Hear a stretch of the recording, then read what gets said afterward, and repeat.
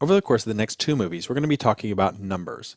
And we're going to start out by first talking about integers. Integers are whole numbers, so that's numbers like 1, 2, 3, 4, 5, as well as -1, -2, -3, and so on. I think what a number is pretty intuitive. We all kind of have an idea of that by now, but we do still need to see how we work with them in PHP. Let's create a new document we can work with. I'm going to open up basic.html, and I'm going to just do save as. I'm going to change this one to be integers.php. Make sure we've got PHP at the end. Integers. Now we've seen how we can just have our basic PHP tags and assign a variable. var1 equals 3 and var2 equals 4. And we saw how we could add those together and we could echo back the result. Let me go ahead and just show you a bit more math. We're going to be echoing the result back from adding 1 plus 2 plus the value of var1, that's 3, and then multiplying that by var2. This asterisk is what we use for multiplying when we're programming. And then the result of all of that, in parentheses, is going to be divided by, that's what the / here means, it's divided by 2 minus 5. Now the parentheses, the order of operations between the multiplication and division, all that, is going to still apply. It's just basic math. It follows the basic math rules. So let's try that out. Let's open that up in a browser. Instead of string functions, we're going to be looking for integers. And there it is, basic math. The answer is 7. So it added all of those together and did a calculation for us. Let me show you a few other math things that we can do, and that's to use some functions. So here's if you want to find absolute value, you use the ABS function, so 0 minus 300. That will, of course, return the absolute value, which would be 300 instead of -300. Exponential, raising something to the power of something. The function we're going to use is pow. So you see the arguments are 2 and 8, so that's 2 to the 8th power. And then we have the square root, SQRT, the square root of 100. And then fmod is for modulo. Now, if you've never worked with modulo before, what it's going to do is it's going to take 20 and divide it by 7 and return just the remainder to me. What's left over from that? If things don't divide evenly, it'll tell us. That can be very handy for finding out whether one number divides evenly into another number.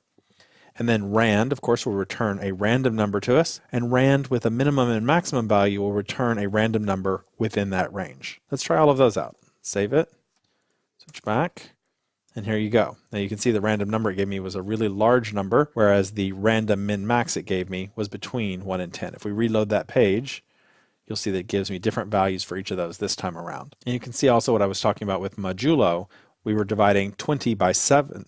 20 by 7 will divide into it twice with 6 left over. So the modulo is the remainder that's left after that. So we could know that it does not divide evenly.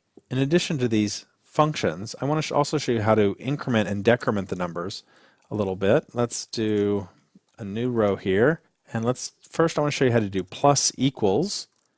So we'll do some PHP, and we're going to say var2 plus equals 4. Now what that's going to do is it's going to update variable 2 in place by adding 4 to it.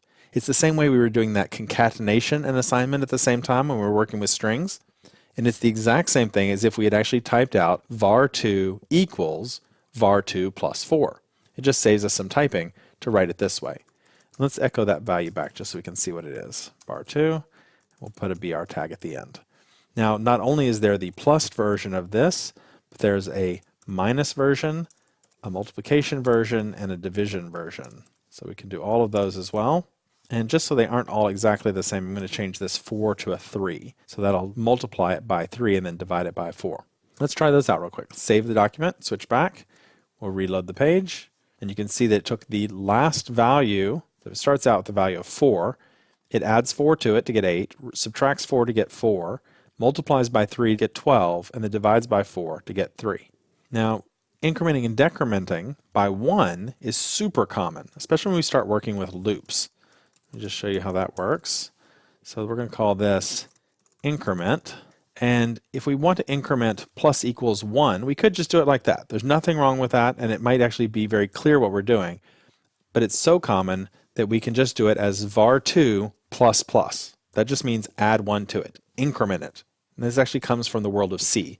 C uses this when we're incrementing loops. It's just a nice handy shortcut. We can do the same thing for decrementing with minus minus. So if you're going through a loop and you want to keep a variable incremented every time you go through the loop to count your iterations through the loop, you can do that by using this plus plus or minus minus. And we can try it out real quick. As you would expect, it comes up and tells us that it went from 3 to 4 and 4 back down to 3.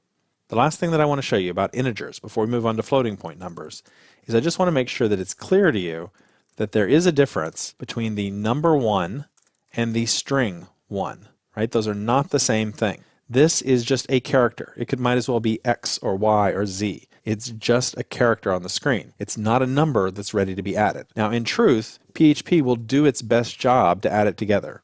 If we did something like this, PHP will say, all right, I realize this is not a number, so it's not suitable for adding, but I wonder if I can convert it. I wonder if I can change it into an integer so that I can complete the operation. And it will do that. Let's just see that real quick. And you see it came up with 2.